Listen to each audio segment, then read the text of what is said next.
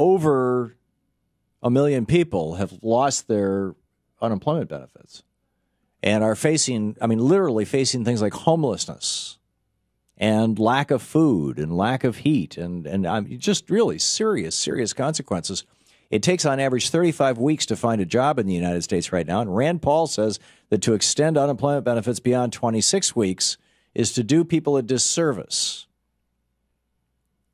I find this rather boggling. So anyway, I wanted to ask Congressman Mark Pocan his thoughts on both what's going on, what's going to happen in the House with this whole unemployment benefit thing, and also I'm curious his take on Christie. Congressman Mark Pocan, the 2nd District of Wisconsin, and the Pocan, POCAN.house.gov, his website. Congressman, welcome back. Oh, thanks, Tom. It's always great to have you with us. Oh, absolutely. So let me, if I may, play for you this is clip number 2, Shane, Christie this morning.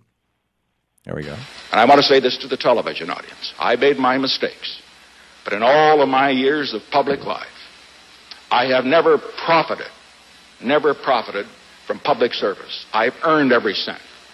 And in all of my years of public life, I have never obstructed justice. And I think, too, that I can say that in my years of public life, that I welcome this kind of examination, because people have got to know whether or not their president is a crook. Well, I'm not a crook. I've earned everything I've got. Yeah, we could have shortened that a little bit. I'm sorry. It was supposed to be clip number 1. Here it is. Politics ain't beanbag. I am who I am, but I am not a bully. So, your thoughts on this? Yeah.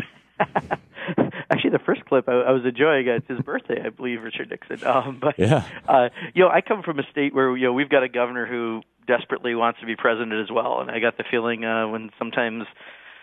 when these folks get into the position that they want to get that national stage, a lot of things happen, and then sometimes there's some explaining to do, and clearly Chris Christie was front and center on that today.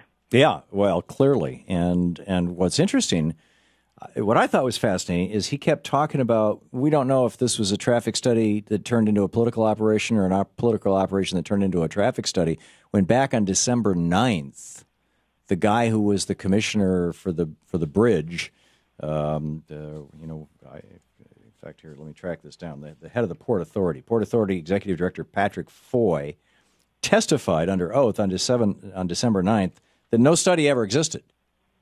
So Chris Christie did not know that today, although that testimony was given on December 9th. And I mean, this was Rachel Maddow really broke this story on MSNBC back, I think, even before that. How could he not know? Yeah, well, I think this is the kind of story that you'll see things keep dripping. It's a little hard to try to keep covered up what could potentially be out there, and I think we're just going to keep watching it, and let's see how he reacts. My guess is, this was a very calm Governor Christie, and I think we're going to get to probably a more bombastic one as time goes on. Yeah, he had definitely taken his Valium today. Absolutely. Meanwhile, over in the House of Representatives, extending unemployment benefits, long-term unemployment benefits for people who have been out of work more than 26 weeks, has not yet passed the Senate, although it should pass the House first. I mean, spending bills are supposed to come out of the House, but it is possible to reverse that process, by flipping stuff around and putting it in an envelope, as it were, but the envelope of an old House bill. But assuming that this passes the Senate, which is not yet a safe assumption, but it looks likely, what's going to happen in the House, and what are the Republicans? I mean, typically, if something is done that helps people, they want also something done that screws people.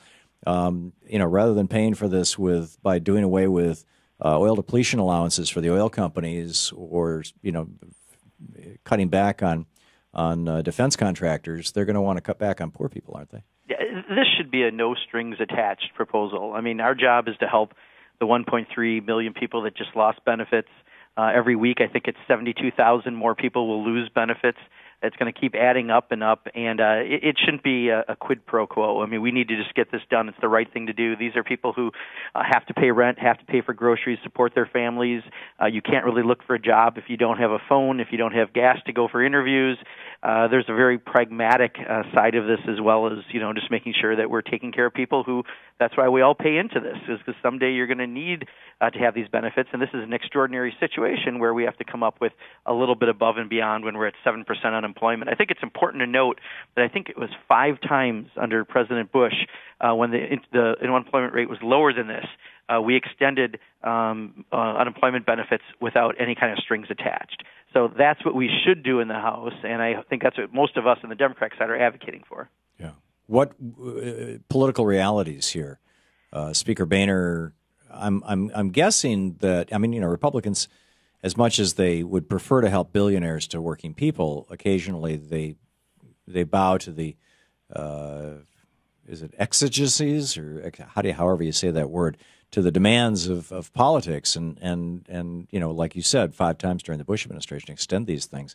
But on the other hand, you've got these Tea Partiers who are just like, give people anything. What? Yeah.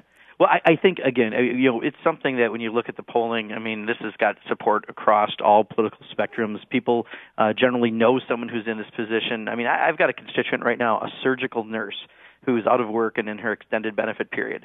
It's not like she's not looking for work. She's got a very specific talent without availability for a job right now while the economy's down. And, we need to be supporting those folks. So I think that politically it's a loser for them not to do something like this. But, granted, as you said, in our House, we've got these Tea Party folks who don't believe in government. Therefore, they run for office to govern, who we're going to have to get around. But I'm guessing if the Senate has something that can get some strong bipartisan support, I think there are enough Republicans that would join with Democrats and get it done here. Yeah, but that would be a violation of the Hastert rule, wouldn't it? Well, exactly, and I think we're going to keep having to test that this year because I think what we saw, the Tea Party led us to a shutdown that Speaker Boehner and the rest of Republicans went along with. But I think they realized that how devastating that was politically. Now, they were lucky that a sloppy rollout on the website for the Affordable Care Act happened, and it probably gave them that bump back that they had lost during the shutdown. But I think they realized that this is hitting in an election year, an area that they probably shouldn't be talking about when we've got, just yesterday talking about the anniversary of the war on poverty, and now in our House we seem to have the war on poverty. Whether we have the war on the poor, the Farm Bill, whether it be not wanting to raise minimum wage, whether it be this. It's going to have an effect on them politically, and I think that this is one that we're probably most likely to win on. Yeah. Any sense of timeline, sir?